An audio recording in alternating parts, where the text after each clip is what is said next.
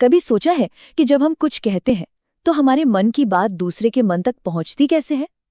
आज हम इसी कमाल की प्रक्रिया को समझने वाले हैं, जिसे कहते हैं संप्रेषण। हम सबके साथ कभी ना कभी तो ऐसा हुआ ही है ना? कि हमने तो एक बात कही पर सामने वाले ने उसका मतलब कुछ और ही निकाल लिया। चलिए देखते हैं कि ऐसा होता क्यों है और संप्रेषण की प्रक्रिया इसे कैसे समझाती है। देखिए, सीधे सीधे कहें तो संप्रेषण एक पुल जैसा है। एक ऐसा पुल जो किसी के विचार को दूसरे के दिमाग तक ले जाता है। और असली चुनौती ये है कि इस सफर में कोई भी जानकारी कहीं खो न जाए। तो फिर चलिए एक विचार के सफर पर निकलते हैं। एक बहुत ही आसान सा उदाहरण लेते हैं। मान लीजिए किसी को अपने भाई को एक चिट्ठी लिखनी है। देखते हैं ये संदेश कैसे अपनी मंजिल तक पहुंचता है।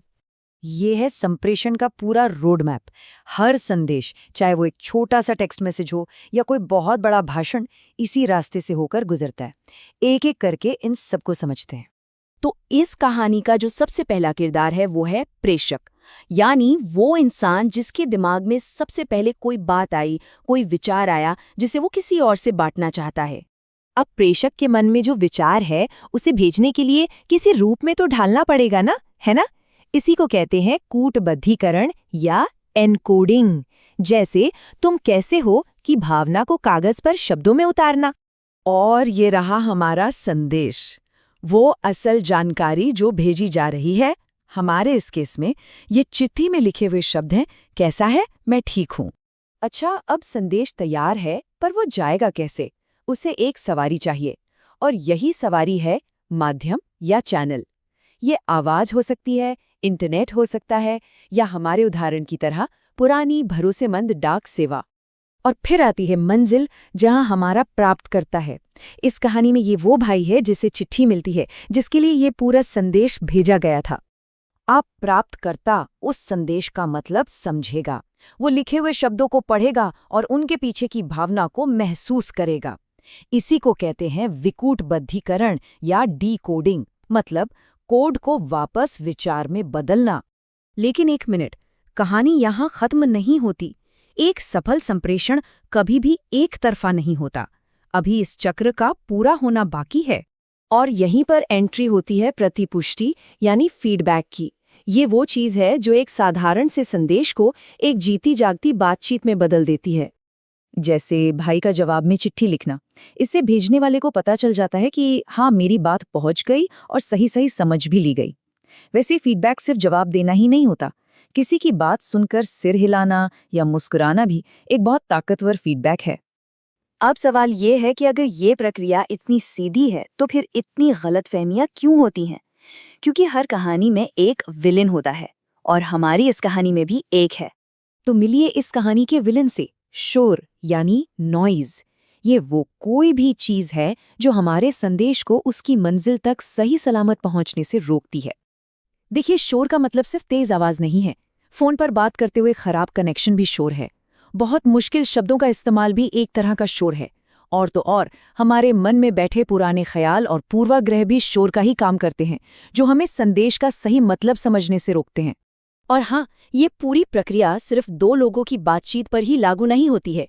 यही सिद्धांत तब भी काम करता है जब एक संदेश लाखों लोगों तक पहुंचाया जाता है, यानी जनसंचार में। चाहे वो अखबार हो, रेडियो हो, टीवी हो या फिर इंटरनेट, ये सभी बड़े शक्तिशाली माध्यम हैं। लेकिन हर एक की अपनी कुछ ताकतें हैं और कुछ कमजोरियां। मतलब हर माध्यम में शोर पैदा होने की अपनी अलग गुंजाइश होती है, जो संदेश के असर को बदल सकती है। तो इन सब बातों का निचोड़ क्या है? हमें इस पूरी प्रक्रिया से क्या सीखना चाहिए? सबसे बड़ी बात यह है कि संप्रेषण एक लगातार चलने वाली डायनामिक प्रक्रिया है। इसे समझकर हम न सिर्फ अपनी बात को बेहतर ढंग से कहना सीखते हैं, बल्कि दूसरों को और भी ध्यान से सुनना भी सीखते हैं। और ये हमें आज के दौर के एक बहुत बड़े सवाल पर लाकर छोड़ देता है। सोचिए, आज की इस डिजिटल दुनिया में जहां हम हर पल एक दूसरे से जुड़े हैं, क्या हमारा एक दूसरे से संप्रेषण पहले से बेहतर हुआ है, या हमने बस और ज्यादा शोर पैदा कर दिया है? कभी सोचा है कि जब हम कुछ कहते हैं तो हमारे मन की बात दूसरे के मन तक पहुंचती कैसे है? आज हम इसी कमाल की प्रक्रिया को समझने वाले हैं, जिसे कहते हैं संप्रेषण। हम सबके साथ कभी ना कभी तो ऐसा हुआ ही है ना, कि हमने तो एक बात कही पर सामने वाले ने उसका मतलब कुछ और ही निकाल लिया। चलिए देखते हैं कि ऐसा होता क्यों है और संप्रेषण की प्रक्रिया इसे कैसे समझाती है। देखिए, सीधे सीधे कहें तो संप्रेषण एक पुल जैसा है, एक ऐसा पुल जो किसी के विचार को दूसरे के दिमाग तक ले जाता है। और असली चुनौती ये है कि इस सफर में कोई भी जानकारी कहीं खो न जाए। तो फिर चलिए एक विचार के सफर पर निकलते हैं। एक बहुत ही आसान सा उदाहरण लेते हैं। मान लीजिए किसी को अपने भाई को एक चिट्ठी लिखनी है। देखते हैं ये संदेश कैसे अपनी मंजिल तक पहुंचता है। ये है संप्रेषण का पूरा रोड मैप। हर संदेश, चाहे वो एक छोटा सा टेक्स्ट मैसेज हो या कोई बहुत बड़ा भाषण, इसी रास्ते से होकर गुजरता है। एक एक करके इन सबको समझते हैं।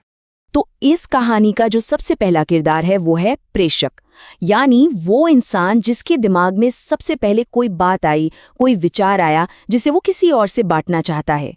अब प्रेषक के मन में जो विचार है उसे भेजने के लिए किसी रूप में तो ढालना पड़ेगा ना, है ना? इसी को कहते हैं कूटबद्धीकरण या एनकोडिंग। जैसे तुम कैसे हो कि भावना को कागज पर शब्दों में उतारना। और ये रहा हमारा संदेश, वो असल जानकारी जो भेजी जा रही है। हमारे इस केस में ये चिट्ठी में लिखे हुए शब्द हैं, कैसा है, मैं ठीक हूँ। अच्छा, अब संदेश तैयार है पर वो जाएगा कैसे? उसे एक सवारी चाहिए, और यही सवारी है माध्यम या चैनल। ये आवाज हो सकती है, इंटरनेट हो सकता है, या हमारे उदाहरण की तरह पुरानी भरोसेमंद डाक सेवा। और फिर आती है मंजिल, जहां हमारा प्राप्तकर्ता है। इस कहानी में ये वो भाई है जिसे चिट्ठी मिलती है, जिसके लिए ये पूरा संदेश भेजा गया था। अब प्राप्तकर्ता उस संदेश का मतलब समझेगा, वो लिखे हुए शब्दों को पढ़ेगा और उनके पीछे की भावना को महसूस करेगा। इसी को कहते हैं विकूटबद्धीकरण या डीकोडिंग, मतलब कोड को वापस विचार में बदलना। लेकिन एक मिनट, कहानी यहाँ खत्म नहीं होती। एक सफल संप्रेषण कभी भी एक तरफा नहीं होता। अभी इस चक्र का पूरा होना बाकी है। और यहीं पर एंट्री होती है प्रतिपुष्टि यानी फीडबैक की।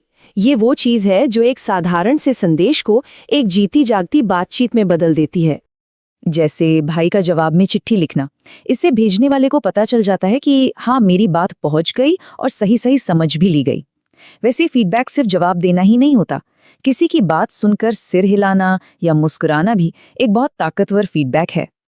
अब सवाल ये है कि अगर ये प्रक्रिया इतनी सीधी है तो फिर इतनी गलतफहमियां क्यों होती हैं?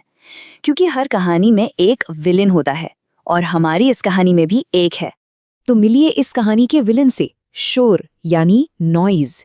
ये वो कोई भी चीज है जो हमारे संदेश को उसकी मंजिल तक सही सलामत पहुंचने से रोकती है। देखिए, शोर का मतलब सिर्फ तेज आवाज नहीं है। फोन पर बात करते हुए खराब कनेक्शन भी शोर है। बहुत मुश्किल शब्दों का इस्तेमाल भी एक तरह का शोर है। और तो और हमारे मन में बैठे पुराने ख्याल और पूर्वाग्रह भी शोर का ही काम करते हैं, जो हमें संदेश का सही मतलब समझने से रोकते हैं। और हाँ, ये पूरी प्रक्रिया सिर्फ दो लोगों की बातचीत पर ही लागू नहीं होती है। यही सिद्धांत तब भी काम करता है जब एक संदेश लाखों लोगों तक पहुंचाया जाता है, यानी जनसंचार में। चाहे वो अखबार हो, रेडियो हो, टीवी हो या फिर इंटरनेट, ये सभी बड़े शक्तिशाली माध्यम हैं। लेकिन हर एक की अपनी कुछ ताकतें हैं और कुछ कमजोरियां। मतलब हर माध्यम में शोर पैदा होने की अपनी अलग गुंजाइश होती है, जो संदेश के असर को बदल सकती है। तो इन सब बातों का निचोड़ क्या है? हमें इस पूरी प्रक्रिया से क्या सीखना चाहिए? सबसे बड़ी बात यह है कि संप्रेषण एक लगातार चलने वाली डायनामिक प्रक्रिया है। इसे समझकर हम न सिर्फ अपनी बात को बेहतर ढंग से कहना सीखते हैं, बल्कि दूसरों को और भी ध्यान से सुनना भी सीखते हैं। और ये हमें आज के दौर के एक बहुत बड़े सवाल पर लाकर छोड़ देता है। सोचिए, आज की इस डिजिटल दुनिया में जहां हम हर पल एक दूसरे से जुड़े हैं, क्या हमारा एक दूसरे से संप्रेषण पहले से बेहतर हुआ है, या हमने बस और ज्यादा शोर पैदा कर दिया है?